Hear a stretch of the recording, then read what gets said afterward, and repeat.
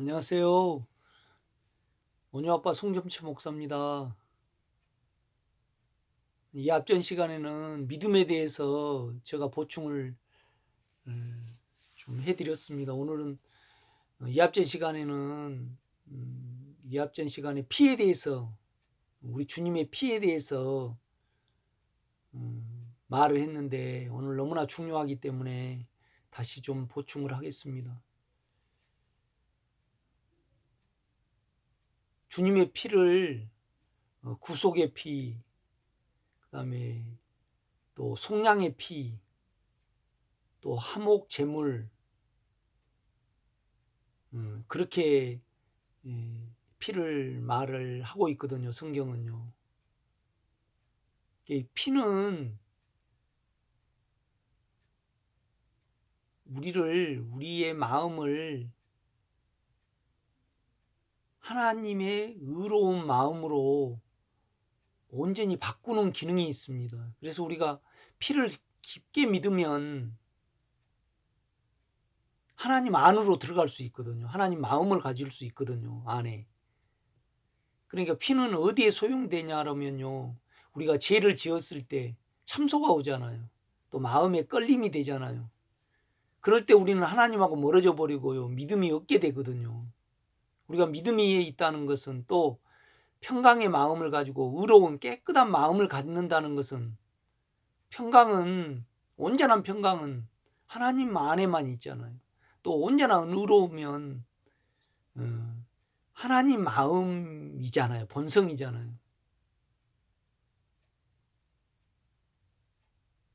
그러니까 피는 우리를 사해주고 우리의 참소를 없애주고 우리의 죄책감을 온전히 없애주거든요. 그러니까 하나님과 화목이 되는 겁니다. 하나님이 우리를 받으시는 거죠. 우리가 하나님 마음 안에 들어갈 수 있는 거죠. 우리가 출애굽기에 보면요, 이제 예표론적으로 구약에는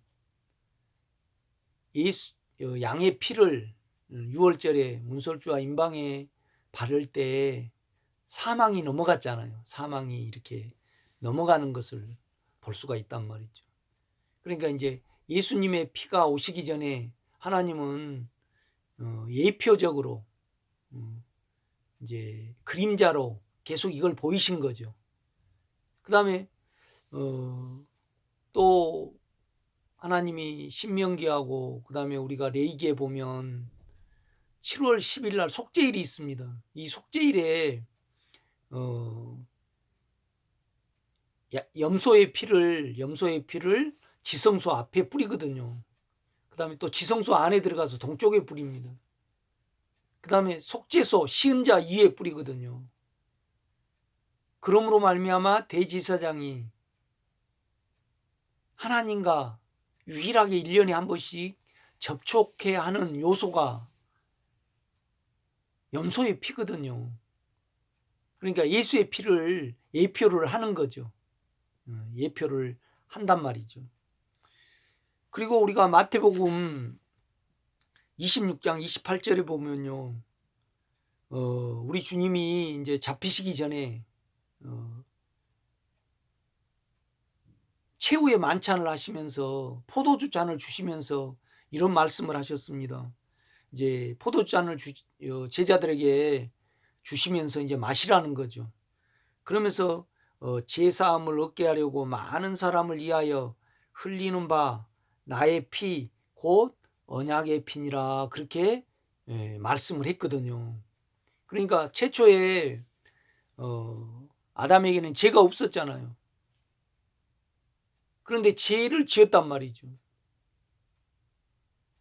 그러면 하나님이 우리를 영원한 세계에 새 예루살렘에 있게 하고 그다음에 하나님 마음 안으로 이끄시려면 반드시 우리의 죄를 사하여 주셔야 되잖아요. 그 사함의 예표가 실제가 피라는 겁니다. 이렇게 보면 구약에는 염소의 양의 피를 발랐고 염소의 피를 발랐지만은 지금은 우리는 예수의 피를 우리 죄의 죄책에 우리 마음에 적용을 해야 되는 거거든요. 그래서 주님이 이 피에 대해서 직접 증거를 해 주시는 겁니다. 곧 제사함을 얻게 하는, 많은 사람의 제사함을 얻게 하는 언약의 피니라. 그러니까 언약이라는 것은 하나님이 이 피를 약속을 하셨고, 이 피의 예표로, 양의 피와 염소의 피로 이제 하나님과 만날 수 있고, 그 다음에 사망이, 우리가 출애굽기에 문설주와 임방에 바르니까 사망이 넘어갔잖아요. 하나님의 진노가 지나갔다는 소리거든요. 그런데 이제 우리 주님은 이것을 이제 자기의 피라고 직접 말씀을 하셨어요.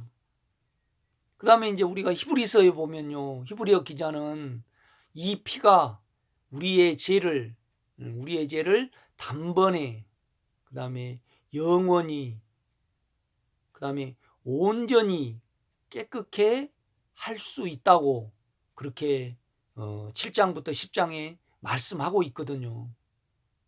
결국은 하나님의 약속에 따라 하나님은요,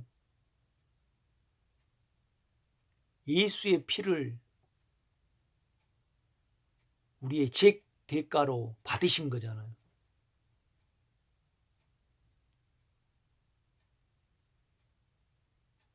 피를 받으셨으면 반드시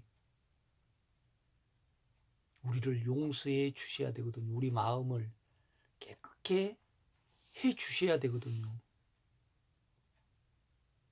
여러분요, 은행에서 예금을 했는데 찾으러 가면 그것을 줘야죠. 그래야만 올바른 은행이 되는 거잖아요. 하나님이 예수의 피를 받으셨는데 우리 죄를 구속하시고 자기 하나님 편으로 만들지 아니하시고, 그 다음에 속량, 속해주는 거죠. 속해주지 아니하시고, 우리가 예수의 피를, 사함을 믿음으로 하나님의 이름을 부르고 우리 심령 안에 있는 하나님의 영으로 돌이키는데 하나님과 온전히 우리가 합하여지지 아니하면 하나님은 불의한 하나님이 되는 겁니다. 그러니까 하나님을 믿을 필요가 없고 믿을 이유가 없이 돼버리는 거죠. 제가 왜 이 말씀을 드리냐면요, 하나님은 예수의 피를 받으셨으니까 우리가 어떤 죄를 졌든지 그 사함을, 예수가 피를 흘리신 것이 사실이잖아요. 실제잖아요. 그 실제를 믿고 하나님 앞에 나아갈 때 하나님은 우리를 반드시 용서해 주셔야 하고 우리를 사하여 주셔야 되는 거죠. 그 사함과 용서의 증거가 의로운 마음과 죄책이 없는 마음과 깨끗한 마음과 거룩한 마음과 그 죄책이 없는 마음, 의로운 마음, 평강의 마음, 그건 다 하나님 마음이잖아요. 우리가 하나님 안에 들어갈 수 있다는 겁니다. 만약에 안 들어가게 그것이 사함을, 예수가 피를 흘린 건 사실인데 그 사실을 우리가 적용하고 하나님 앞으로 갈 때 그 평강과 그 거룩과 그 의로움과 그 깊은 존귀한 고귀한 마음이 우리에게 안 생기면 하나님은 거짓말 하신 하나님이잖아요. 여러분요, 은행에 예금을 했는데, 예금을 찾으러 갔는데 그걸 예금을 안 내줬을 때 그 은행은 믿을 수 없고 결국은 파산해버리고 아무것도 아닌 거잖아요.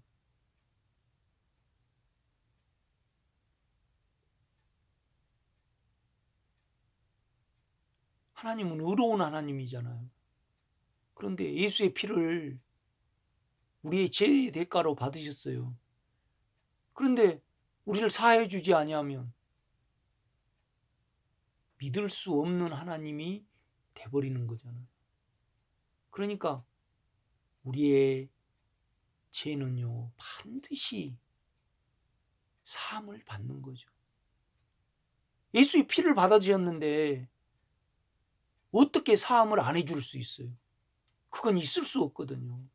그래서 히브리서 기자는 단번에 예수가 단번에 자기 피를 들이셨고, 그 다음에 영원히 그 피를 흘리신 예수는요 우리 속에 영으로 계시고 또 하나님 보좌 우편에 계시잖아요. 그 다음에 온전히 완전히 깨끗게 하시고 사함을 주신다고 말씀을 하셨거든요. 여러분, 주님이 피를 흘리신 것은 사실이잖아요. 하나님이 그 피를 받으신 것도 사실이잖아요. 그 사실이 있는데 우리가 평강을 가질 수 없다는 것은 있을 수 없는 일이거든요. 여러분, 그 예수의 피를 온전히 적용받는 여러분 되시기를 제가 부탁을 드립니다. 여러분 힘내세요. 꼭 예수를 누리세요. 예수의 피를 통해서 하나님과 하나가 되세요. 오늘 여기까지 하겠습니다.